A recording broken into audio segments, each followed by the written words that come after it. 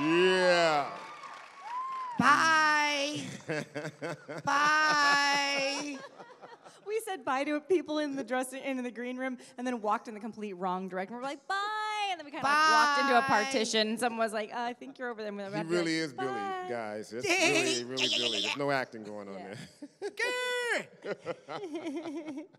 Well, I guess first of all, let's go down the line and ask you how you got your role in the show. Was it an audition? Did you know someone already, or? You go first, Billy. So it started out as an audition. I was at an agency that Gray was at originally at the time. And Still am. I'm very loyal, Richard. I'm not. And we went in, and I met with the creator. His name was Maxwell Adams. And he said, yeah, we've been getting a lot of like the Rugrats sound of girls doing little boy voices. And I like you sound like a little boy naturally. So that's how I got my part. Well, I auditioned as well, and I met with Max, and initially he wasn't really sure what he wanted Death to sound like, and I think he was going for like a British thing. He told me like I don't know if you guys know Peter Cushing, the guy that did Dracula. So he wanted to go like with a slight British accent, and then I just said, well, let's give him a little Caribbean flavor, and that's how that's how Grimm was born, man. I love that. Yeah. I always talk about his audition when people talk about, when people are asking about voiceover auditions and how do you make yourself different and everything. I always say, sometimes they'll tell you to do something like, we're thinking like a Dolly Parton type or so, then everyone's going to do a Southern accent.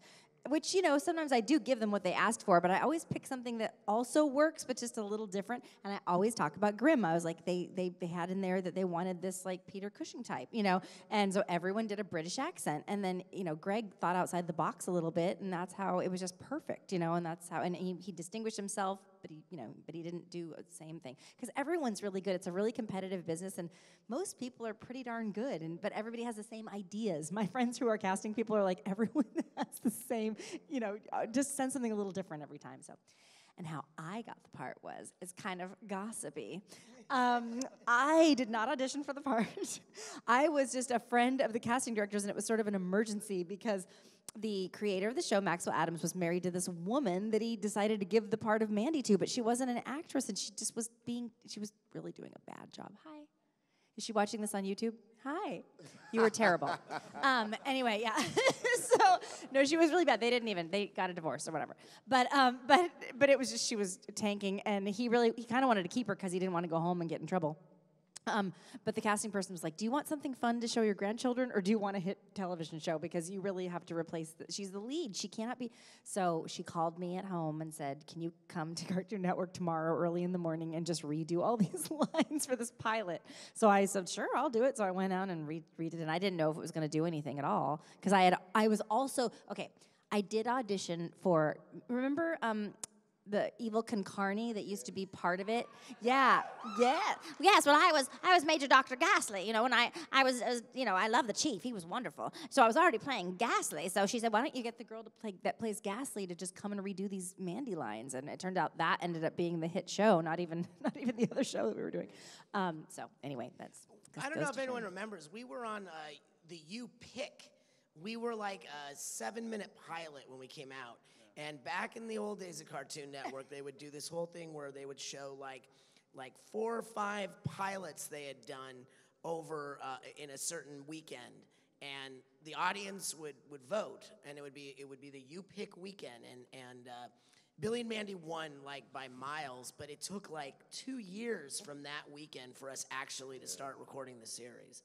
What a good idea. Why don't they do that anymore? They kind of do on Nick sometimes, but it's like not you don't have to have a focus group. Just ask everybody what they think. That's the best way. I want to run them. The beautiful mistake I ever got to make was you. Sometimes he just breaks into song. Yeah. It's a very Billy thing to do. Shut up, Billy. Shut up, Billy. Nobody wants to hear you singing. I did not realize. Mama say knock you out. I did not realize until recently that it actually started as a college project of Maxwell Adams. Like a 2-minute short that I think Grimm drills a hole in Billy's head. Is that right? Yes. And that's where the hamster comes out originally. Yes. That's yeah. I'm learning I didn't know things that too. either. I'm learning. Mr. Snuggles. Oh, I remember the hamster. That's how he got involved with you nitwits, and then you kind of he lost that bet, right? You know, Billy started out as like literally, if you look at the pilot, Billy started out as like a normal, you know, like 6 or 7 year old boy. It was like, hold your positions, boys. He's like playing with the toys, like, oh hi, Mandy. Today's Mr. Snuggles' birthday. But by the time that series ended, Billy was like, yeah, like, yeah, destroy us all. His meds were generic, and then they made him get the prescription kind, and it just sucks. Some characters evolve, others devolve. Yes. So I've heard, unbelievably, that Cartoon Network really didn't have to have any changes, no matter how dark the show got. I tried to show it to my son, who's 13 now. I tried to show it to him when he was like 5, and he just looked at me and went, Mommy, this is inappropriate. And I was like, sorry.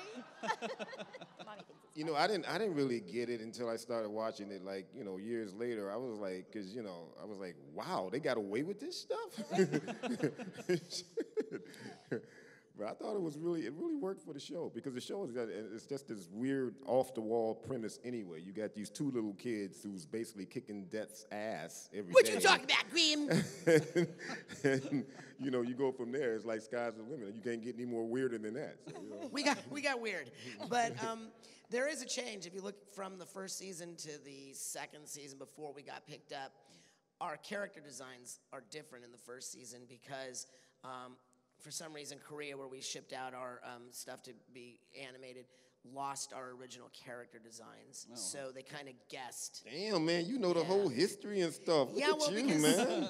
Because, you know, I was really close. I'm still really close with Maxwell. And I wrote 2 episodes along with my wife, who's out there. Kristen, are you out there, Kristen? Yeah, Kristen's out there. We wrote. Kristen is the only reason we're at this right panel, That's because right. we started walking off into the distance, and she was like, guys, we're not. And she's, anyway. Kristen and I wrote Keeper the Reaper and Bad News Ghouls. Yeah, those were the 2 we wrote, yeah. So that's how I know that stuff. Mostly Kristen wrote it, probably. Mostly Kristen. Kristen's a very famous writer. Anyone know Victoria Justice? Yeah.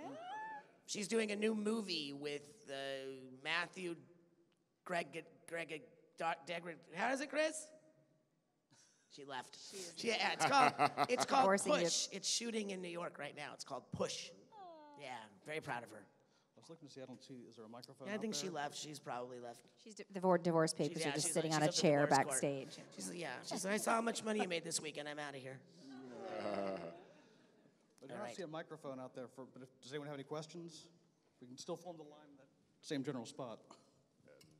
And just Daddario, that's it. Matthew Daddario. Does that sound right? if we can get a microphone, then in the meantime, just I guess speak loudly. And Kat McNamara. That's the other one. Oh, okay. Sorry. The light's a bit bright. I can't quite see. You can go ahead. What would you say was your favorite episode lines? Oh, I have a definite favorite line, because I think the real badass of the trio happens to be Mandy. You do not want to mess with Mandy. And Grimm looked over at Mandy once and had this classic line. He went, "The whole childhood wonder thing went right past you, didn't it?" I just thought that was so telling of that character. I like it that Mandy was such a badass that even just her smiling like threw the world off its axis for a minute. I love Chocolate Sailor, because I love the scene where Billy's turning into chocolate and he just goes, yeah, ouch, yeah, ouch, yeah, ouch, as he eats himself. So I like that. That was a good question, Parker. Was that you? Yes. That's Parker. Good question. I know Parker's everybody's a great names artist here, as by the well. way. Parker drew a great Grimm. You know how I know all your names? Alexa and I are like this. So every time you say, Alexa, what is, I automatically get everyone's information. All right, I have a question for Richard specifically. Yes. Between Angry Beavers, Invader Zim, of course, and Billy and Mandy, your characters all have fairly similar voices, but very different tones. How do you distinguish from those when you're in the recording booth? So I personally, and most of us I think agree, we don't start with the voices, and a lot of times we don't even know what voices we're gonna do, like we were talking about Greg. Our worlds change, and so the way we approach our worlds dictate, based on what I believe in my imagination to be true, is how those characters come out for me. And then the voices may be similar, but I always had the approach to my work that because my voice is so distinctive, you're always going to know it's me, no matter what. But I also thought, you follow Meryl Streep, or you follow Robert De Niro, or you follow all these actors into these different worlds, even though that's Robert De Niro, or that's, Brad Pitt, which I'm most alike looks-wise. And so, because my wants change in those realities, that's where the voices come from for me. Don't you hate it when you insult yourself and it gets a big laugh? Yeah, it's like, I wasn't even we didn't need that big of a really laugh. wasn't, Thank yeah, you. It it's wasn't that hilarious. Bye. Bye. Yes. Good Quick question. follow-up. Yeah. How did it feel returning to the role of Zim after all those years for the movie? I was a little anxious about it because it'd been almost 20 years, and I had done a lot of like wear and tear on my vocal cords, and I was worried it wasn't going to sound the same. But we got into the booth, and it went fabulously well, like we'd been there yesterday. Except I learned to stay off the internet because someone said, "Is it me or does it sound like Horvitz smokes 7 packs of cigarettes a day now?" But I was protected because there's always someone that comes to my rescue, because the comment right under it was, "Give the guy a break. He's like 80."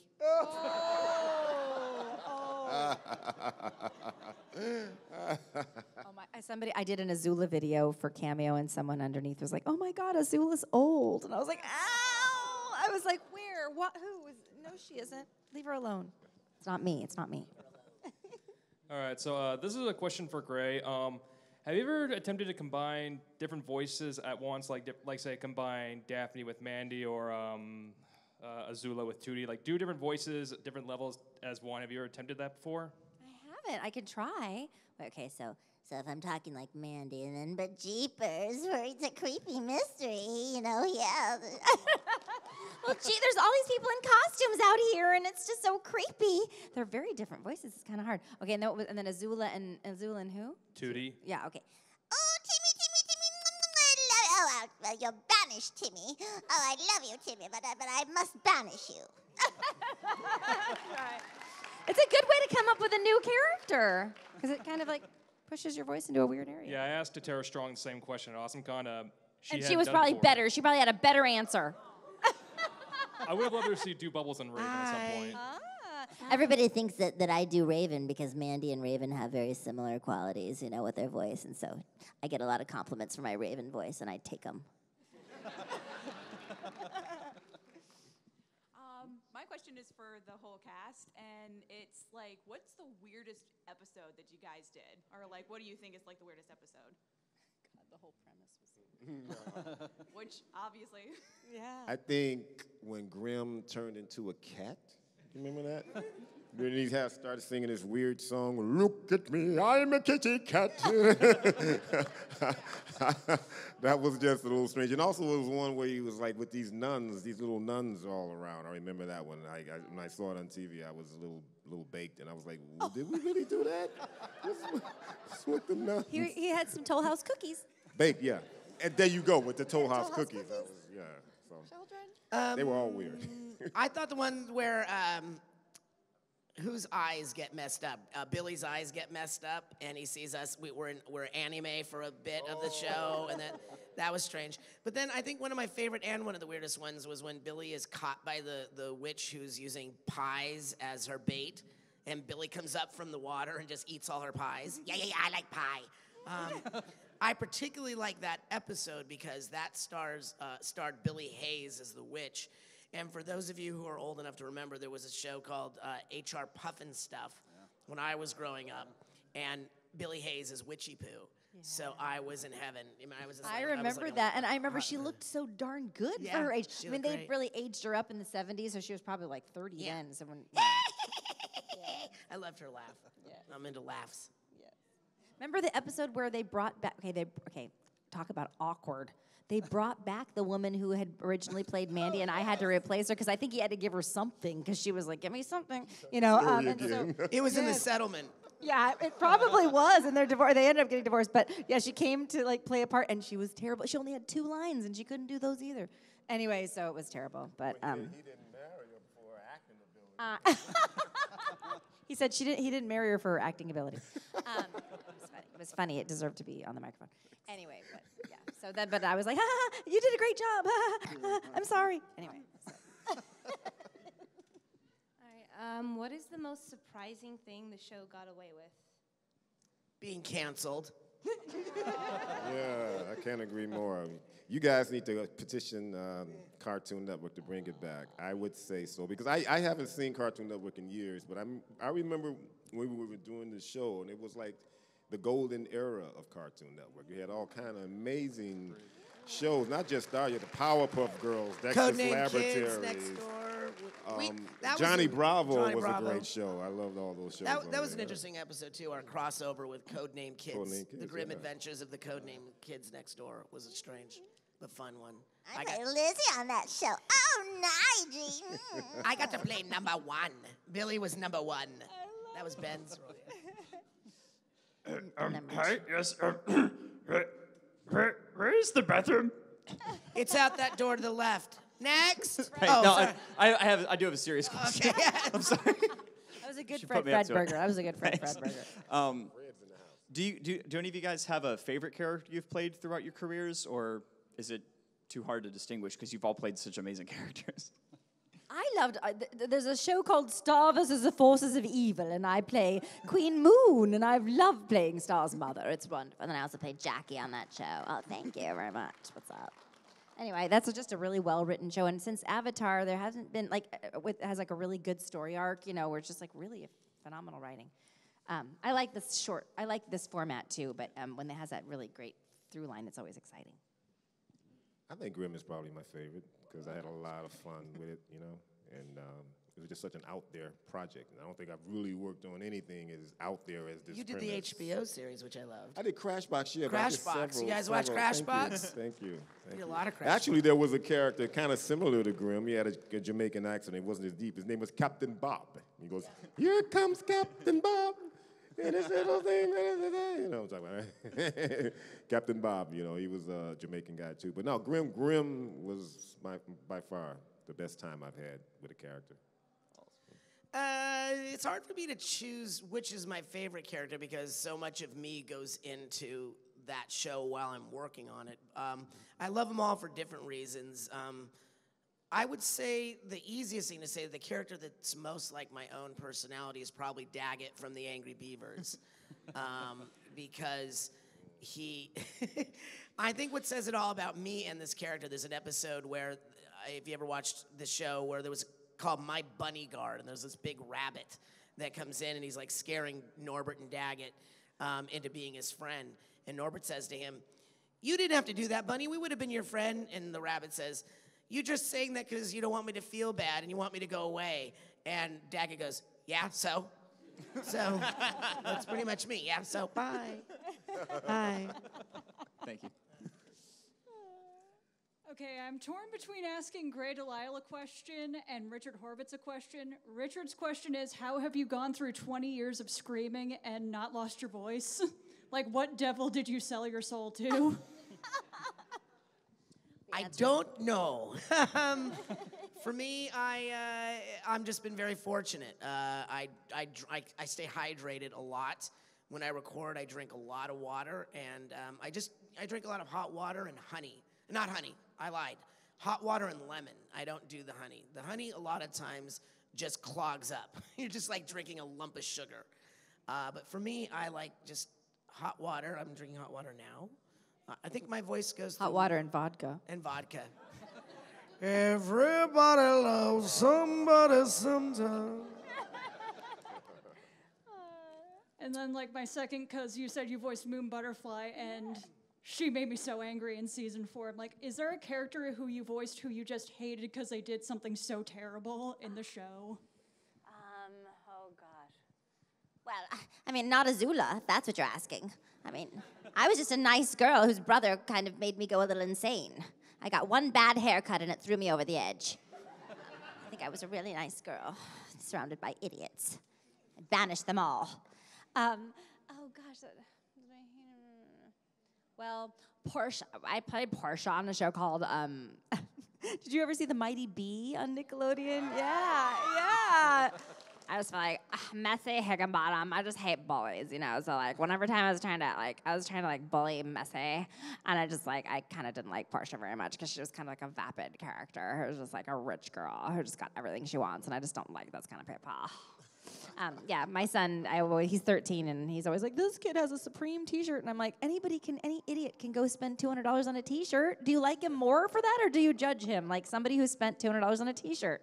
And I was like, why don't you draw on your own t-shirt? You'll be way cooler. And so he did. And then all of his friends were like, oh my God, will you make me a t-shirt? And I was like, see, that's cool. Not the rich kid who can just go out and get, anyway, I don't like Portia. I like rich kids. They got money.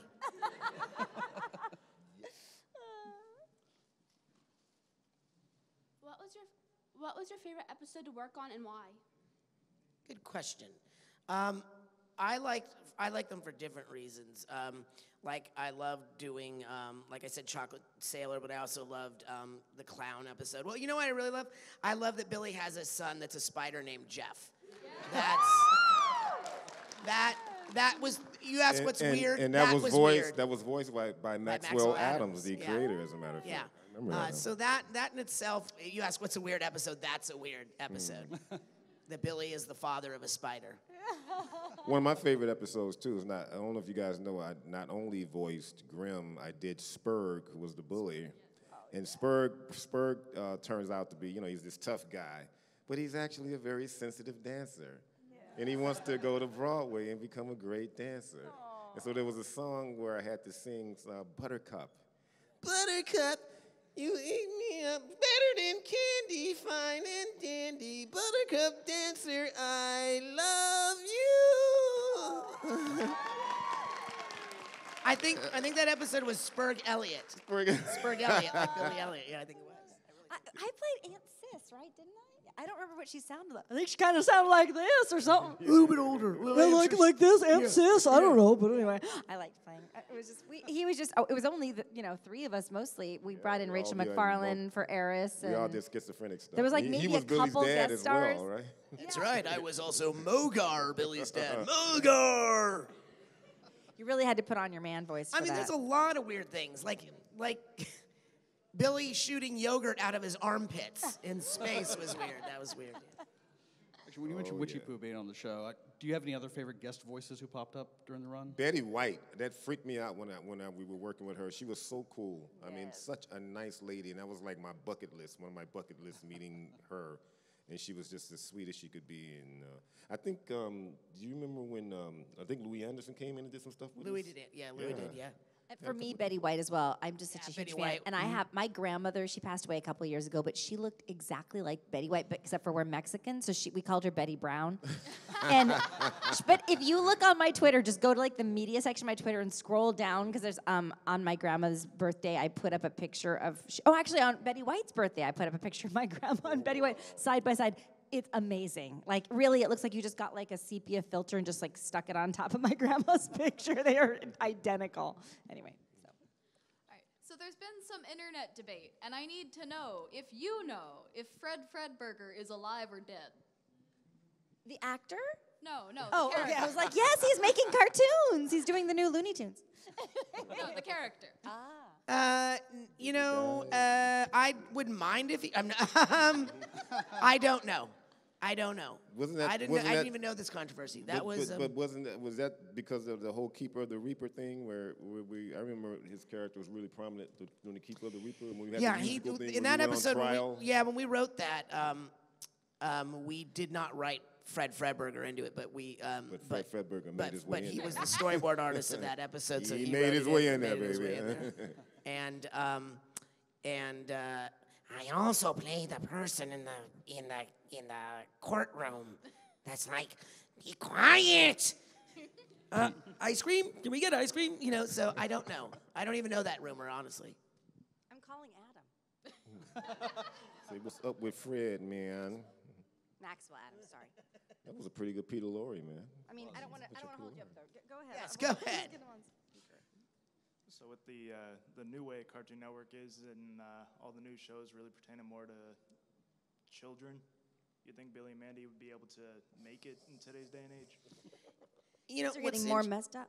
What's interesting is that Billy and Mandy over the last couple of years, thanks to a couple of people out there, have become really huge on the internet. It's like on all the time. And so I called Maxwell, who Gray's calling right now. I said, we got to get the show back on. He goes, yeah, how do we do that? So I would love to see it come back. I mean, in this time of like reboots of everything. I think it would be great to come back as a movie. Screw the networks. I want to see a movie version, you know. And then, you know, if the movie version becomes successful, I think everything else we get more recording sessions in a series. But if the movie becomes a hit, then they're going to be clamoring us, and that's where we can bargain, man. We can just milk them, you know what I'm saying? We can get what we want. That's how you work in Hollywood. And one more thing, love y'all. You're awesome. Thank you. Thank you. Hello. I like to say you guys are my entire childhood, from Daphne. Thanks for making me feel old, buddy. Green Lantern, you guys are awesome. Your parents owe us babysitting fees. No. That being said, I would just like to ask you, how was your first big movie? Like Grim and Richard's Big Boogie Adventure. How was it for you guys when you decided to do that? And possibly can ask Richard to sing Screamio as Billy. I'll tell you a story about that. It's one of my favorite stories is that when we were doing the Big Boogie Adventures, I was so excited when I read the script because it gets to the part where we sing Scario, and it gets to the part where there's the break in the song. It's like, I'm not scared, right? And I was so excited to do that. Well, they had hired like an 80s hair band singer to do that break in the song. And I was, do you remember this? And I was like, wait a minute. He's a frustrated singer, as you can see. He wants to sing. I want to sing this song. And as far as we got in the recorder was, Scario, Scario, I'm scared, but I'm very though. Scary, scary, Scario, well, I'm not scared. I guess I'm scared from my head, right? So we get to the... It's been 20 years. How does he remember that? So got an encyclopedic brain. Huh? So we go to, I say to Maxwell, I said, hey, man, why don't I get to sing that? And he goes, well, we hired someone. He goes, okay, tell you what, if there's time at lunch, before we break for lunch, we'll do it. So we get through, we're getting closer to lunch. Now we're late going to lunch. And we're about to break for lunch. And I said, hey, wait, you said I'd give it a try. Like, okay, we'll do a take. So we get to that part, and it's like, I'm not scared. I'm not scared. I'm just really, really hungry. I want a sandwich, right? Maxwell said, that's what Billy would say, and that's what ended up being in the movie. And they didn't do the hair. Yeah, so that's what I love about that. So. And I was hungry because it was lunch. You wrote a song about being hungry, man, and now it's like immortal. That's incredible. All I wanted was a sandwich. We'll work for food. Who is your Christmas present? You. That's right. So this is for everybody. What was your favorite episode, but it didn't get aired? I think everything got aired. Yeah. Yeah, they didn't leave nothing on the table, man. They put it all I have out a there. funny story about one of the Evil Concarne episodes. I had this really cheap ex-boyfriend who he was just the cheapest person ever. He would take 2-ply toilet paper. You know how they have 2 layers? And he would separate it and put it on 2 different rolls to save 8 cents?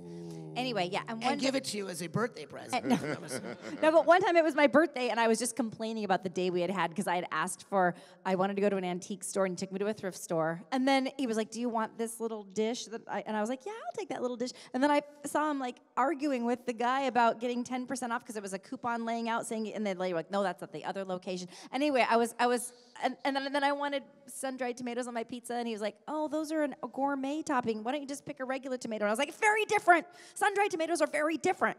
And anyway, so I was complaining about him, and they recorded me complaining about him in the booth. So at one point in Evil Concarne, it's the Lady of the Lake episode, and I don't, if you'll have to just do your homework on that. But this Lady of the Lake episode, we're talking to the Lady of the Lake, and he starts insulting Chief. And I go, oh, don't be mean to the chief. He's all right, except for this one time. And then we went to the store, and he was haggling with the lady over. They recorded my complaining about my ex-boyfriend on there. So it was a shock to watch that episode and all of a sudden hear this story. And I was like, oh, I hope he doesn't get mad at me. I'm going to get in trouble at some time in my life because I talk a lot about people behind their backs, as you have seen in this panel.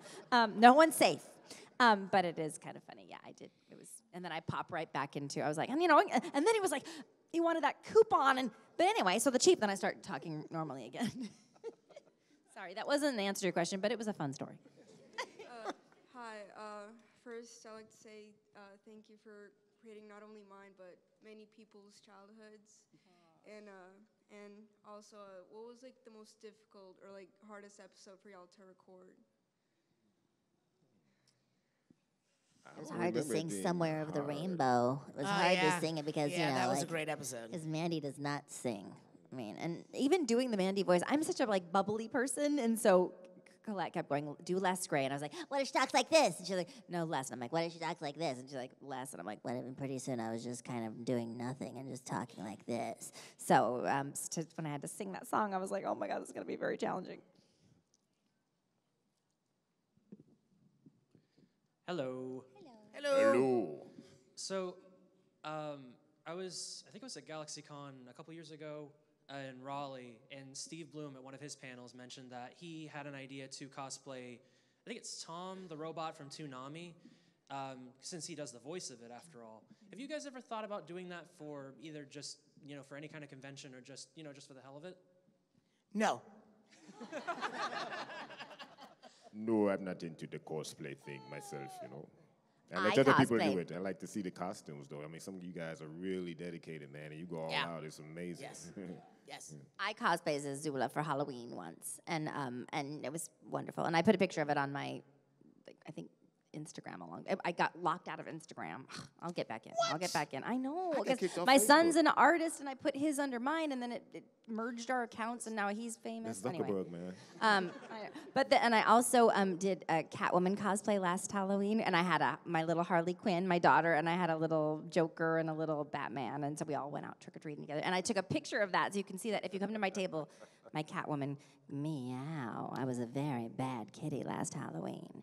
And yes, and this year it's very expensive to hire somebody. So I know the people that make them, I bow down to you because it's really hard work. And I thought, I'll just get a costume on Etsy. I'm sure it'll be a couple $100. It's like $900 or something. But I'm going to be Pirate Red if you go on the Disneyland Pirate Ride, I play the new Pirate Red. She's like, they want the rum, don't they, boys?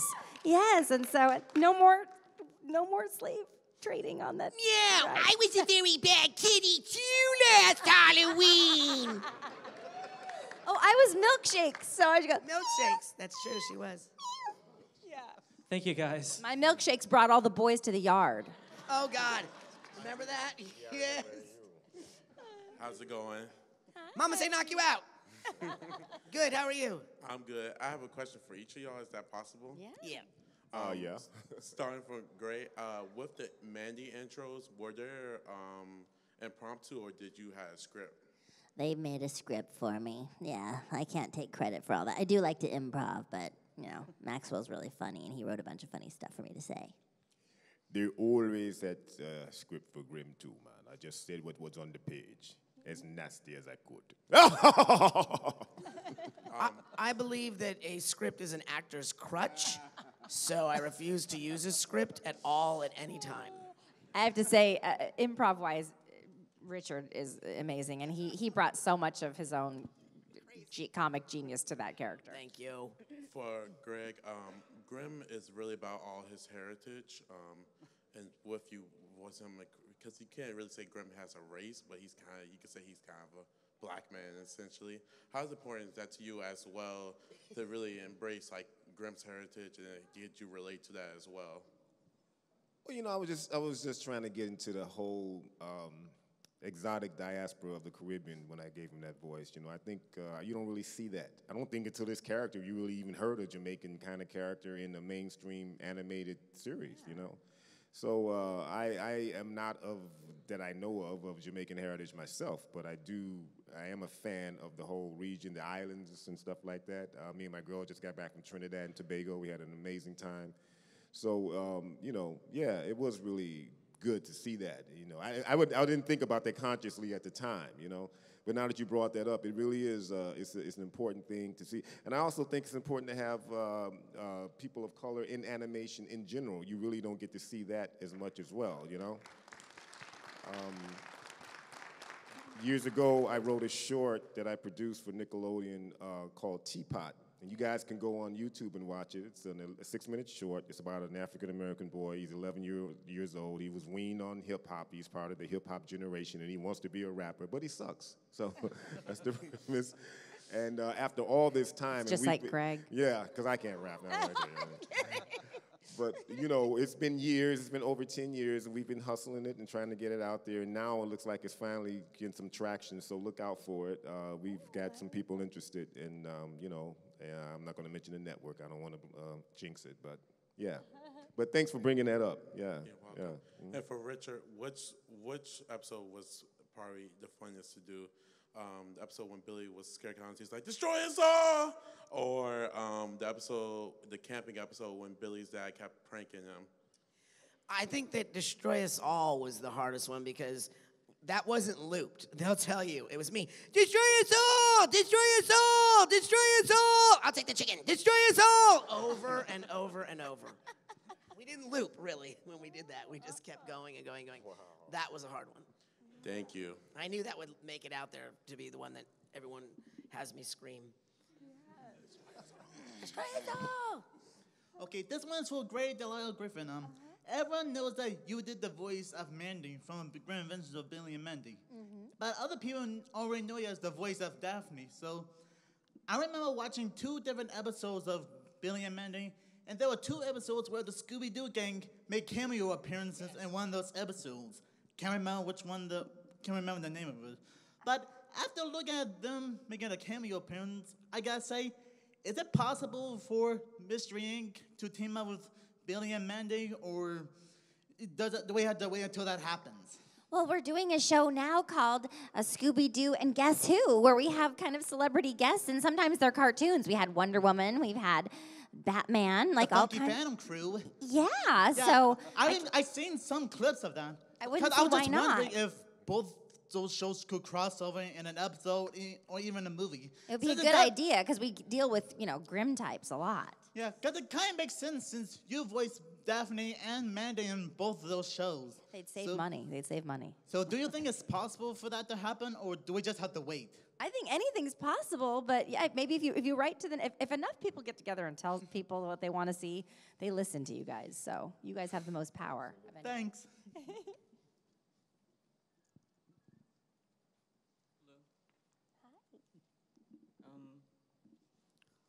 I have a question for Miss Griffin. What? Miss Gray DeLisle. Yeah. Which do you prefer, Unikitty or Loud House over Q&A? I play Puppycorn on Unikitty, and it's fun to work with, all the people on that show, Roger Craig Smith and Tara Strong. She plays my sister, Unikitty. Plays Strong woman. Yes. But I really love the Loud House the most because I get to play Lola, and she's a princess. And Lana, who has the frogs and the baby. And I play Scoots, a little old lady on that show on a scooter. And I play Cheryl on that show, the lady who works in the office for Principal Huggins. And I play Mrs. Bernardo, the acting teacher. And my son played Lincoln for 2 years. He just retired from acting. Now he's just doing his art. But it was fun working with my son. I loved doing that. That was really fun. My next question is for Grimm. Spit it out, man. Would you consider playing Stick RPG 2 to work at Mixed Sticks? You got to come again. I have no idea what that is. Stick art for what? Stick RPG 2. Would you consider playing Mixed Sticks? I would consider Free playing. app. I would consider playing anything that pays me money. Okay? So if you know somebody that can give me that, whatever you're talking about, yeah, we can work it out. He's an actor to the core. You hook it up, man. I'm there. Last question for Gray DeLisle. Not Griffin. Griffin. I know. I get married a lot. It's a thing. I just keep collecting last names. I was like, they're gonna be hyphen, hyphen, hyphen, hyphen. If Lincoln asked to marry you, what would you say? Well, that'll be weird because he's my brother. Ew. Sorry, Kentucky. I didn't mean to judge.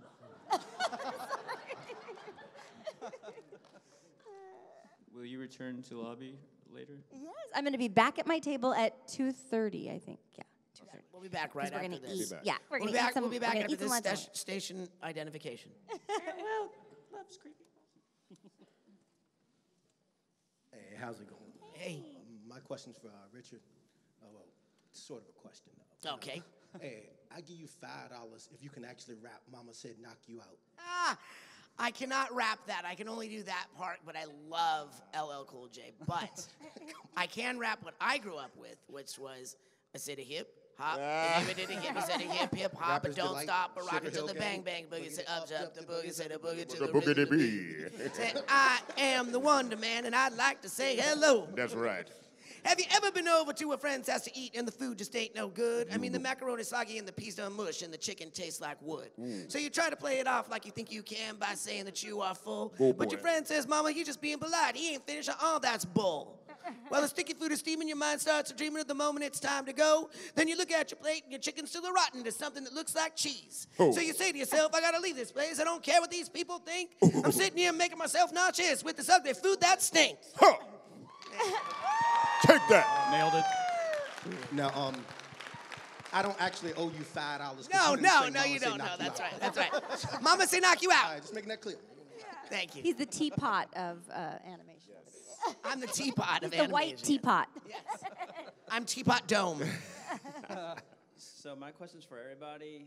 I've seen a lot of behind-the-scenes stuff from multiple voice actors, and sometimes just a session doesn't go right. Has there been a day where the liquid courage has to get involved, and the session just goes out of control? There's no liquid courage allowed in the studios when we're That's working. what they say. But we hear stories from older voice actors who were doing it in the 60s and early 70s, and they just said it was like Mad Men. Like, we had a bar cart in the thing. We were toasted the entire time. Like, there was some fun stuff. Can you imagine like someone like when I grew up with Mel Blanc, right? If Mel Blanc would have just come in like, boy, I'll say boy. I'll just be like Foghorn Leghorn or Bugs even being high. That's all, folks. Thank you. That's an excellent premise for a show. Well, Danny Phantom's here. Hey, what's going on? We're going to go ghost later, I hope. Hey, Sam, I had a couple questions, just two.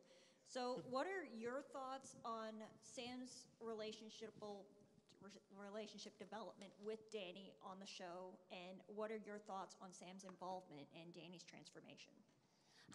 I thought it was so I'd shy away from the romance a little bit with Sam and Danny, just because it was so nice to see when I was playing Sam. It was so nice that there was like a female-male friendship where there wasn't like any kind of, where they were just friends. It was like a very pure relationship. I thought, like, really helping each other and everything. I thought sometimes in the fandom, like, there's stuff when they get together like later on as adults, and that's kind of cool. Like, that they had this pure friendship when they were kids and they helped each other, and then later on they end up together, which is kind of neat.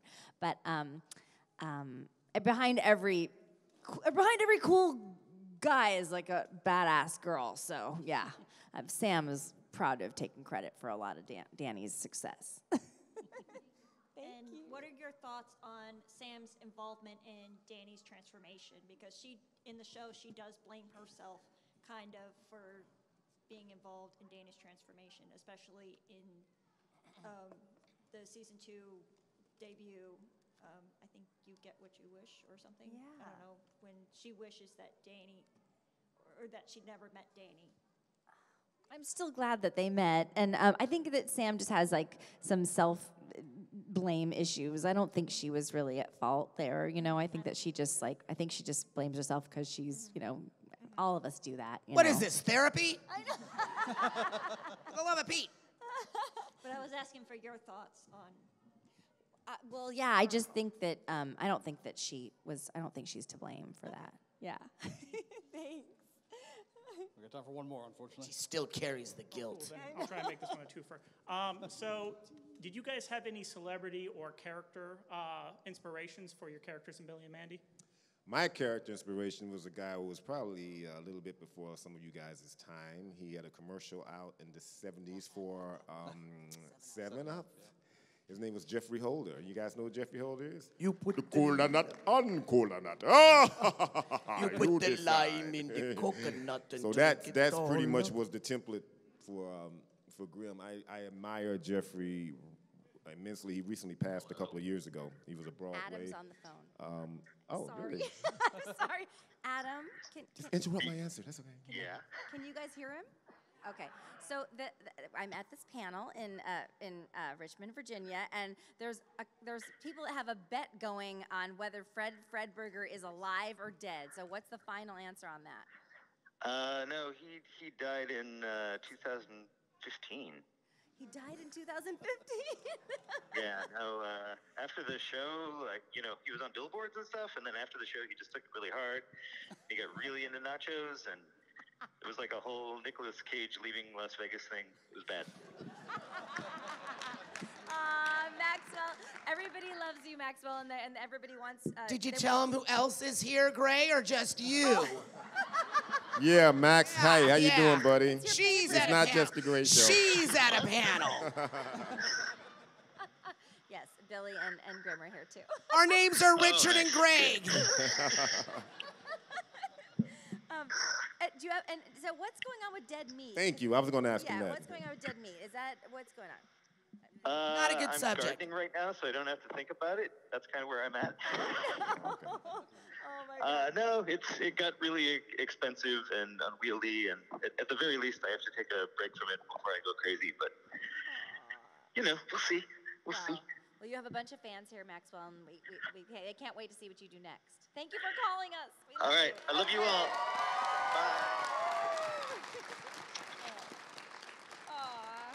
And on Well, anyway, that my inspiration was Jeffrey Holder, so I don't know what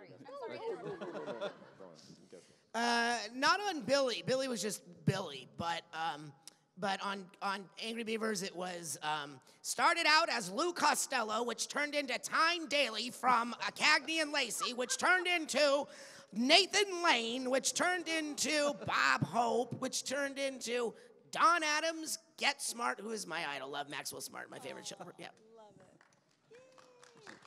Well, thank you, everybody, for coming. Thank you, guys. Thank so you. much. Come to our tables. Come to our Thank you, table. guys. We'll be leaving shortly.